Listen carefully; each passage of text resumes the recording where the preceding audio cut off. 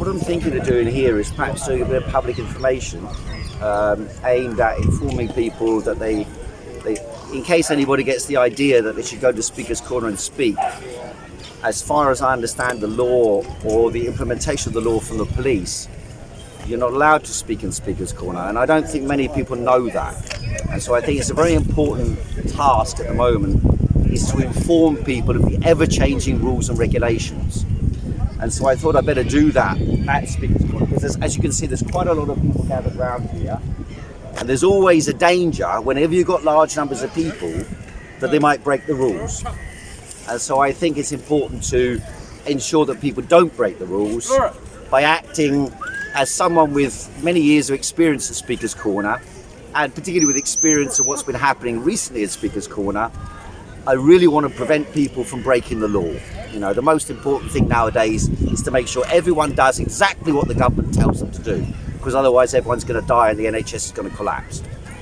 So I'm just going to do a quick public information thing, because for example, if you look down by that cafe, lots of people are breaking the rules, and really it shouldn't be allowed. And then if they're going to break the rules there, you know, will they then go to Speaker's Corner and start breaking the rules there as well? These are very problematic questions that we're facing in British society. Is that a danger, what people are doing over there at the restaurant? I mean, they are certainly groups of people who are much closer than 2 meters apart. Right, okay. And the recommendations are pushing even further than that now. People are talking about 2.5 meters, 3 meters. And they're also going to an enclosed space. So that you're saying that is dangerous? I'm not saying it's dangerous, but the government is saying it's dangerous. Right, so okay. all I can do now, because I'm not allowed to speak at Speaker's Corner, you're not allowed to express your point of view, and you get cut off on YouTube, all you can do now is try and make sure that people really abide so strongly by the rules that we really identify, you know, if these rules work or not.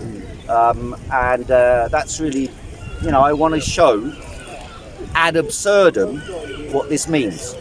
There's 2 groups of 4. In fact, it's probably one group of 8 over there. Just over here, quickly. One group of 8. Ladies and gentlemen! Oh, he's off. The man's As off. you know, we are in the coronavirus crisis. And I have been speaking at Speaker's Corner since 1986. Speaker's Corner is half of the upper end of the park here. Since November, the police have been arresting anyone who goes to Speaker's Corner who is known as a speaker, whether Christian, Muslim, anarchist, pro-Israel, Palestinian, doesn't matter. Anyone can be arrested. So I want to make sure that you understand why we have been arrested. I have been arrested 5 times. Why are we being arrested? Because we are accused of gathering a crowd by speaking. However, instead of doing this, having learned my lesson from the police, I am asking that you, when listening to people speaking, remain at least 3 meters. Bit of film there. Yeah. Hang with Oh, man, I heard him. So the police. So the police. You been up the other end yet? Yeah. No, we not want the right recognised around the world as what Britain stands for. No, it's a wind. The right to speak, It's 9 degrees. the right to demonstrate, It's a wind chill. the right to vote, the right to strike, the right You're on to the YouTube have channel. a different opinion. This is Heiko's. That's my interest, Therefore, getting I some of the try papers. to defend those rights. At the same time, as the thought you feel like one. government in Britain I know, the teacher said that. the police as jackboots to defend their interests. And you, no matter what you think of coronavirus, by the way, I was the first person to check on YouTube, the first person warning of coronavirus and calling for a lockdown on the 8th of March at Hyde Park. On the 8th of March, I called for a 3-week lockdown. I think that may have been the correct measure to take at that time. But every single policy Every single decision that has been made by the British government has been an unmitigated disaster. Every single decision they took has caused catastrophe, mental health disorder, sickness, people not going to hospital when they needed treatment. My sister caught coronavirus last week. My friend died of coronavirus 2 weeks ago. When my sister went to hospital, I tried to go to the hospital. I walked into St Heliers Hospital in Rose Hill on Friday of this week. And when I went into the hospital, the air is stagnant. They don't open the windows. We have known since March that the main location for catching coronavirus is in enclosed spaces with no or poor ventilation. I have a friend who works in a hospital. She's a doctor, an extremely talented doctor. She told me 2 months ago that in her hospital they now have 500 beds rather than 1,000 beds because of spacing. But she told me on a Saturday 1 week in November, one person had coronavirus. 1 week later, 4 days later, 100 people had coronavirus.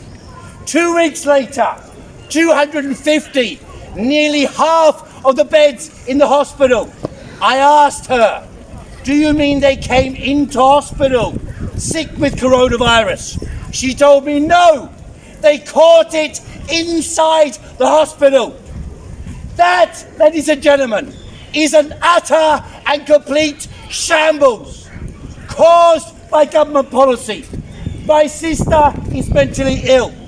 When she was released from hospital on Friday, she was sent by the hospital into a care home where 10 other people live in very close proximity. In other words, no action is taken to protect people in mental health care homes, which is exactly the same as what happened in March when the British government and the NHS leadership sent 25,000 people out of hospitals into care homes and infected and killed, better said, 25,000 people in the care homes. So when they tell you their policies, distancing, hand-face space, stay at home, save the NHS, it's lies, lies and lies. The lockdown has nothing to do with science, nothing to do with saving lives, everything to do with the prestige, image and authority of the crooks and gangsters who control this country, using the money released by the coronavirus laws to allow Dominic Cummings, government ministers, their friends, their family, big pharmaceutical companies to pump up their own program, their own agenda, which has nothing to do with saving lives and everything to do with enriching the wealthiest people and the biggest tech companies and pharma companies in the world. And I tell you this, my mother was scared into taking the mRNA vaccine on Saturday. She's 85. Because my sister got coronavirus last week, she was scared. She took the vaccine. But I tell you this, last week, 25,000 people in Norway were injected with the mRNA vaccine. 25,000 were injected. 27 died. That's a higher rate of death than coronavirus itself. So everything must be proportionate. If you look up on Wikipedia, Nuremberg codes, these were the ethical foundations for medicine that developed after the atrocities in the death camps led by Mengelé's experiments against the Jews and other people. And after this experience, the Nuremberg codes were written. They clearly explain, look at them yourselves. It is quite clear that what is happening in Britain today and around the world with the mRNA vaccines is in direct breach of the Nuremberg codes. It's in direct breach of the ethical foundations of medicine developed as a consequence of revulsion and what the Nazis did in Germany. Do you really want to go back to that situation? Because that's where we are now. No, you're not. Pause. Okay, ladies and gentlemen, my purpose of speaking here primarily is to show you we must have the right to speak. We must have the right to debate. We must have the right to gather in the open air. And if you want a distance, great. I don't have any problem with that. I can talk to several hundred people without worrying about whether you're right up next to me or far away. I'm not bothered about that. But stop all this bullshit saying anyone who gathers, anyone who speaks, anyone who says anything is a right-wing conspiracy theorist. No, we are not. We are people standing up for your basic rights, as you also must stand up for your basic rights. Thanks very much, ladies and gentlemen.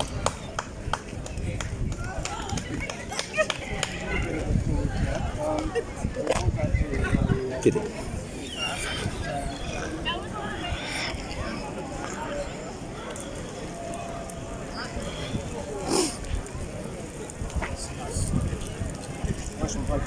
Did you know you're on Australian Sky TV? No, I didn't know that. On the Sky News Australia, Okay. about a couple of weeks ago. Okay. When you got arrested over that way, Okay. there's film of you getting picked up by about 20 policemen. Okay. And it's a little... I know. I saw that's the Toby Young circular. Yeah, I saw that. Sure, Yeah. yeah, they had a little chat about it. Yeah, Yeah, I did yeah. see that. Yeah. Okay, well, we've managed to do that. That's all right. Talked to a few people there, I think. That's the point. I mean, you know, it illustrates they can do it. Yeah. What are they going to do? Follow us everywhere? You know. So, I'm just surprised there isn't That's the more point. people in general. Huh? How do you think it went? well, I think it went well from the point of view of being able to speak and showing that you can speak. Yeah. You know, they think they can stop us doing, well, okay, gag me. Yeah. You know, but otherwise you can't stop us speaking. And people are interested in listening Yeah. because there is no debate. Yeah. Well, this is the issue. Yeah, Where's the debate? I think you received 2 heckles there. Were you aware A of couple that? of heckles, but that's A fine. couple of heckles. Good.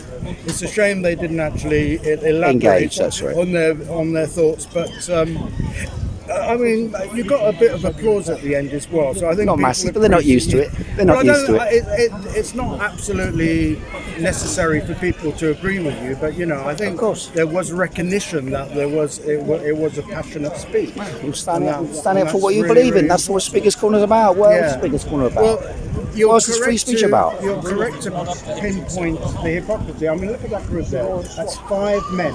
Can you see that group? 6 men. I mean, it's nonsense. Look at the whole the crowd. police It's like Brighton Beach in the summer. Yeah. They were talking about Brighton Beach and Yeah.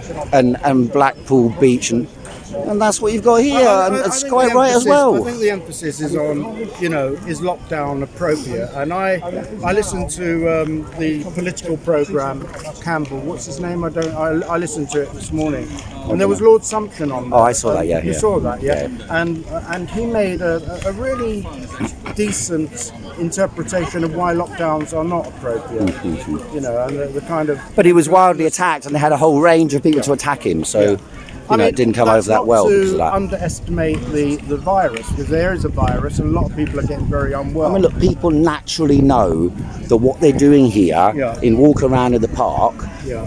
is perfectly safe, and they're quite correct. And what on earth are the government talking about? And me standing and speaking like this is perfectly safe. What is supposed to happen? What's supposed to happen? The only thing that can happen that is dangerous is that people challenge the existing narrative.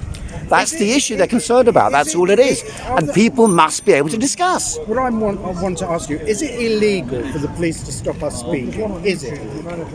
Or, hang on, or can they justify it because of the coronavirus laws? They can excuse it by one means or another. The point is about proportionality, and do the courts take that view? The problem is that hysteria has been whipped up so much that they're not actually interested in proportionality, because the judges and the police are acting in a unified fashion to repress free speech, repress democracy, repress criticism. Yeah. And that's the problem, you know. It's do complete you envisage insanity. that these laws are here to stay now, or do you think they will? I'm sure they'll relax them at some stage Okay. when they've got enough people vaccinated, when they've made enough money out of that, Pfizer and Co.